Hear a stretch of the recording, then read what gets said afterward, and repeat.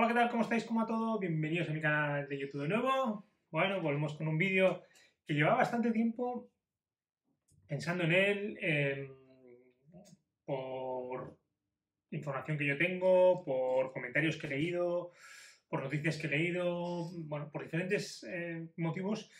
Llevaba bastante tiempo pensando en traeros este vídeo, ¿no? Y es un vídeo que va a hablar de cuál es la actualidad un poco del mundo de la psicología deportiva, del coaching deportivo, principalmente el mundo del fútbol, que es el que yo más trabajo, el que más controlo, del que más conocimiento puedo tener, ¿no?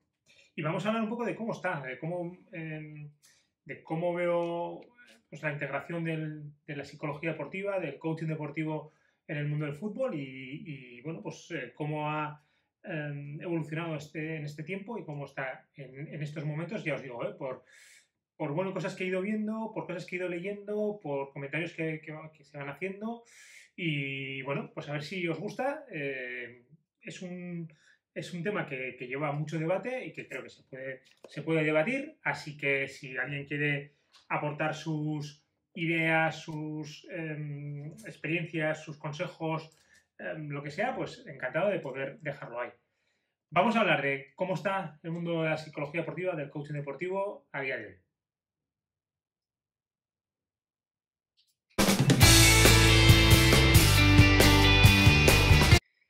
Bueno, pues vamos a abordar este interesantísimo tema. Los que me conocéis, si no podéis tener ahí, tenéis en mi biografía, me podéis seguir en redes sociales. Una pata importante de mi actividad laboral, mi actividad profesional es el coaching deportivo, con el coaching empresarial. Y bueno, pues quería hablar un poco de este tema, ¿no? Bueno, yo hice el máster en psicología deportiva, no soy psicólogo deportivo porque no hice la carrera de psicología, pero bueno, conozco un poco por los jugadores y las jugadoras que trabajo, por un poco el conocimiento que tengo, conozco un poco cómo está, o cómo veo por lo menos desde mi experiencia, cómo está ahora mismo todo este mundo. Para hablar de esto, he retomado la entrevista que le hice en la conversación que tuve con Juan Miguel Bernat, en aquel momento el psicólogo responsable del área de alto rendimiento del Levante. Tuvimos una conversación súper bonita que os la dejo por aquí para que los que no hayáis visto pues la podáis ver. Juan es una persona que explica muy bien las cosas, que si no lo habéis visto la recomiendo porque hablamos un poco de todo este tema y la he retomado porque me acuerdo que en aquella entrevista, en aquella conversación, yo le preguntaba, ¿no?, cómo veía la evolución de la psicología deportiva en el futuro, ¿no? Han pasado 4 años, que la verdad es que ha pasado volando todo este tiempo. Ha pasado 4 años. Juan decía en aquel momento que él veía que la evolución iba a ser súper positiva. Decía a veces que no sabía si era también un poco por su pues por su propio optimismo, pero que veía que la psicología deportiva podía ir por tres áreas, ¿no? Que podía ser la de los propios cuerpos técnicos, que igual que llevan un segundo, un preparador físico y un entrenador de porteros, que llevasen un psicólogo deportivo.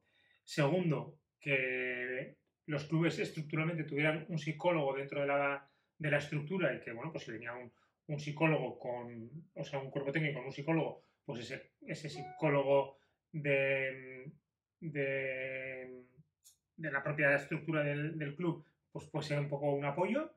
Y el tercer punto donde veía eran los deportistas, ¿no? Bueno, han pasado 4 años, él veía en 10 años vista, ¿no?, que iba a tener una evolución muy, muy positiva. Han pasado casi la mitad de ese tiempo del que hablamos.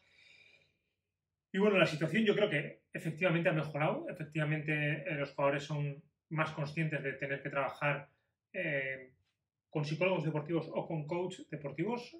Ahora hablaremos un poco de esto. Y bueno, pero vamos a analizar un poquito más en detalle esto. Bueno, lo primero, y los que seguís el canal, pues yo creo que lo conocéis mucho. Yo soy una persona que separa al psicólogo del coach. Como hemos hablado muchas veces, puede haber psicólogos formados en temas de coaching, aunque pueden ejercer ese rol de coach. Sin embargo, los coaches que no tienen el conocimiento de psicología, pues creo que tienen otro rol que no es el mismo. Aquí hay mucho debate. Creo que hay muchos psicólogos que han avanzado en esa parte en la que aceptan que el trabajo de coaching puede ser complementario a su trabajo. Y os voy a poner ejemplos sin desvelar nombres ni nada. Con un jugador o una jugadora de fútbol que tienen psicólogo dentro del club. Bueno, pues cuando han empezado a hablar, pues el psicólogo le ha dicho que, este psicólogo deportivo le ha dicho, oye, si no te hayas trabajado estos temas, y pues la jugadora le habló de que venía trabajando conmigo desde hace un tiempo y le dijo, oye, si quieres si veis necesario que hablemos, que veamos por dónde va el trabajo con él, bueno, pues que haya esa sinergia entre entre los dos trabajos, súper abierto a hacerlo. Y me parece una cosa especial y bonita, de que hasta ahora yo no me lo había encontrado. No recuerdo haberme encontrado a un psicólogo que me abriese las puertas de esa manera. No hemos hecho nada, pero ya solo el ofrecimiento ya me pareció algo súper positivo, ¿no? Entonces yo creo que esa parte está avanzando. Creo que sigue habiendo psicólogos que ven con reticencias el papel del coach. Entonces, bueno, yo desde ese punto de vista veo mejoras. Sigo opinando lo mismo que he dicho en algunos momentos, que la dirección, además lo comentaba en la entrevista con Juan, la dirección, la gestión, la coordinación de un club deportivo no puede estar en manos de un coach, que no sea un psicólogo. Creo que tiene que ser un psicólogo deportivo y que el coach pueda apoyarlo ahí, pero creo que tiene que ser un psicólogo el que sea capaz de estructurar el trabajo de pues toda la organización, ¿no? Y creo que ese papel es del psicólogo y no del coach. Y luego otra cosa que también he venido comentando, que me parece una cosa de mucho riesgo, es coach, no psicólogos, hablando de salud mental. ¿El trabajo de coaching puede ayudar a la mejora de salud mental del jugador? Creo que sí, creo que puede ser una consecuencia, pero no como un objetivo.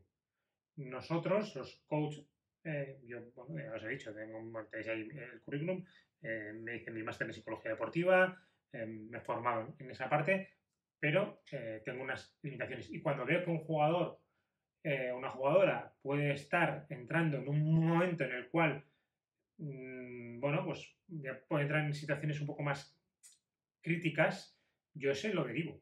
Y creo que es algo que los coaches tenemos que hacer mucho, o lo que surja, pero derivar cuando vemos que no, con nuestras herramientas, con nuestra formación, eh,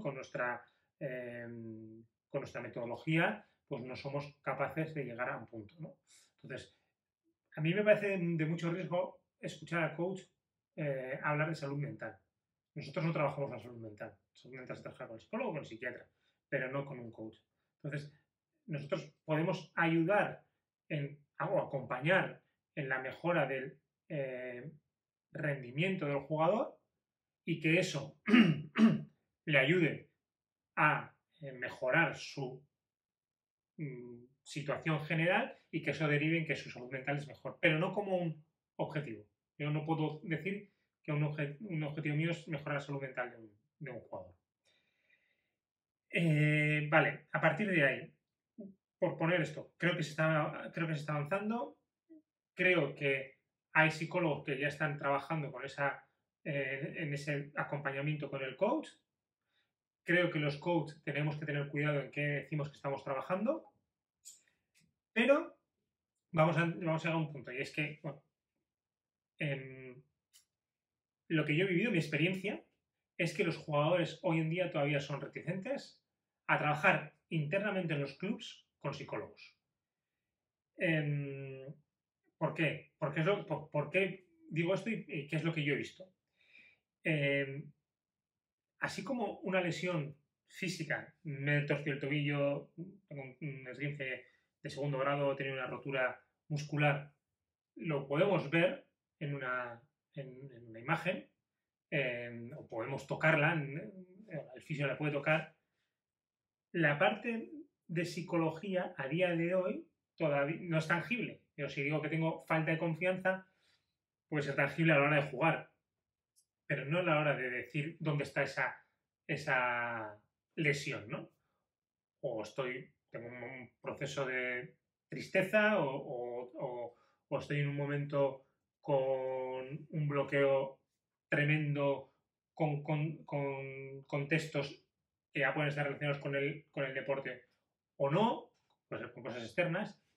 Y eso a día de hoy todavía, y creo que esto en la entrevista de Juan también salió, no solo es un tema del deporte, sino es un tema general en la sociedad. Cuando no somos capaces de tangibilizar algo, nos cuesta verlo, ¿no? Y muchas veces todavía hoy en día ahí se debe decir, bueno, eso son tonterías, ¿no? Eh, que ganas mucho dinero y déjate de tonterías. Y mira, voy a traer un ejemplo que lo comenté en su momento y no lo he abordado, es el de Álvaro Odriozola. Álvaro Odriozola es un jugador que el año pasado tuvo muchas lesiones, no consiguió poder entrenar de manera habitual.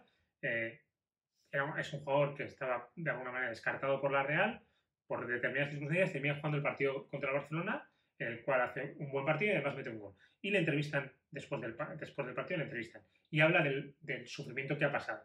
Bueno, pues ha habido tales críticas a ese jugador de poder decir que le ha pasado mal, que ha vivido un infierno porque gana mucho dinero, que es el ejemplo claro de cómo hoy en día todavía la sociedad no entendemos cómo que por mucho dinero que tengas, por mucho que te vayan muy bien las cosas, tú puedes tener un mal momento y en este caso no es que le iban bien las cosas, todo lo contrario, le iban mal porque no podía desempeñar su trabajo, porque físicamente tenía un montón de lesiones y además probablemente a veces que no saben de dónde vienen, ¿no? Cuando son lesiones musculares, a veces también se liga al tema emocional, al tema mental, pero muchas veces no se sabe por qué surge, ¿no? Y esa eh, incomprensión de qué es lo que me está pasando, por qué me está pasando esto, te lleva a unas situaciones muy críticas. Bueno, pues creo que fue el claro ejemplo de por qué hoy en día todavía el tema de la psicología no está bien enraizada como un trabajo más.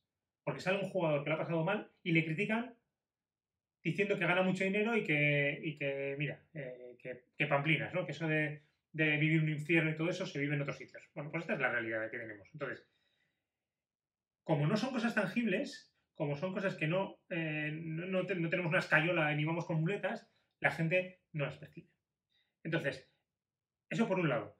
Y segundo, los jugadores y las jugadoras todavía hoy en día ven al psicólogo como un miembro del cuerpo técnico que no saben si la información que les está trasladando cómo va a llegar al entrenador.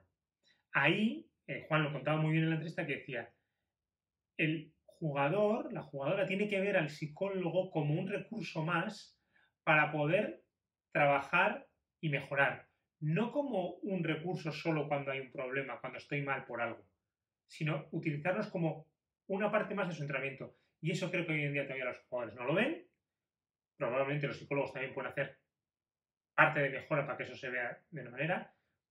Otro ejemplo, un psicólogo que les comentan a las jugadoras que él no es parte del cuerpo técnico, que es herramienta de ellas, ¿no?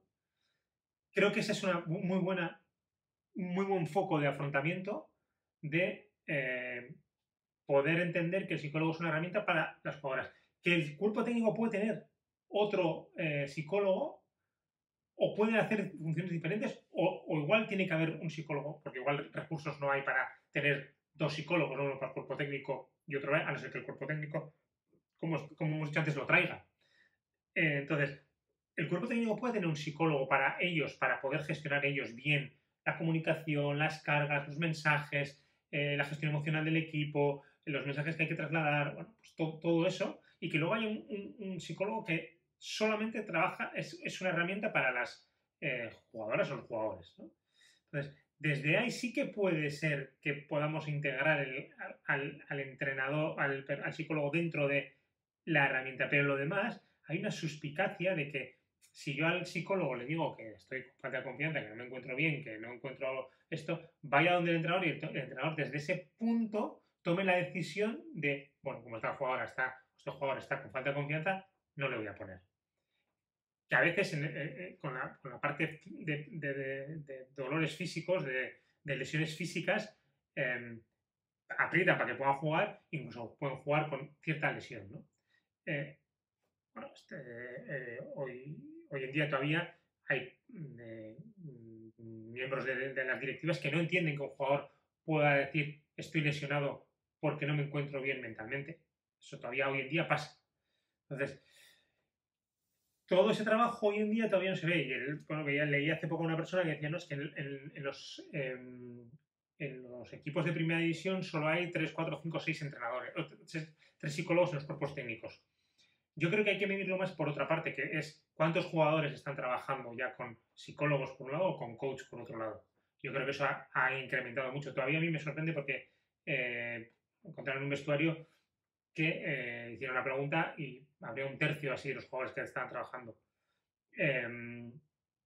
Entonces, yo creo que no solo tenemos que fijarnos cuántos jugadores o cuántos clubes están con ya psicólogos en su cuerpo técnico, sino cuántos jugadoras están trabajando con un acompañamiento de este tipo.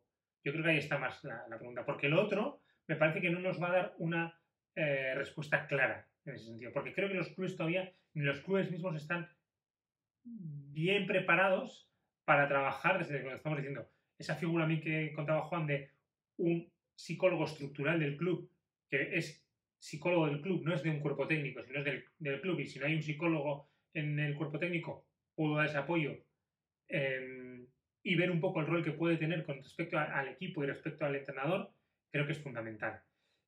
Creo que por la realidad que vemos, no estamos percibiendo igual a un preparador físico, a un fisio, a un nutricionista, que a un psicólogo, porque he comentado, al final la psicología como herramienta la vemos como reparadora de problemas y además reparadora de problemas muchas veces intangibles. Y eso al final genera cierta desconfianza. Y además, si le tengo en el cuerpo técnico, la empresa puede decir, en este caso el club puede decir, bueno, yo te tengo ahí para que me des información, para que rinda mejor, no para que la jugadora se encuentre mejor, ¿no? Y eso también es un problema. Porque al final sí que es verdad que lo que queremos es que la jugadora o el jugador se encuentre mejor, para que pueda rendir mejor. Y ahí empiezan a mezclarse los intereses, ¿no? Claro que, si yo te estoy pagando como club para que tú estés lo mejor posible, tendrás que estar lo antes posible. Bueno, ahí hay una mezcla de cosas que por eso creo que todavía hoy en día hay dificultades para poder encajar bien la figura del psicólogo como parte del cuerpo técnico. Son muchas cosas, muchas ideas. He intentado ordenarlas de alguna manera, pero bueno, esta es la realidad que yo estoy viendo. Entonces, un poco como resumen diría, creo que se está avanzando en el campo de la psicología y del coaching con sus respectivas vertientes. El coaching entró muy bien con los jugadores y las jugadoras. Creo que está teniendo buenos resultados en muchos casos.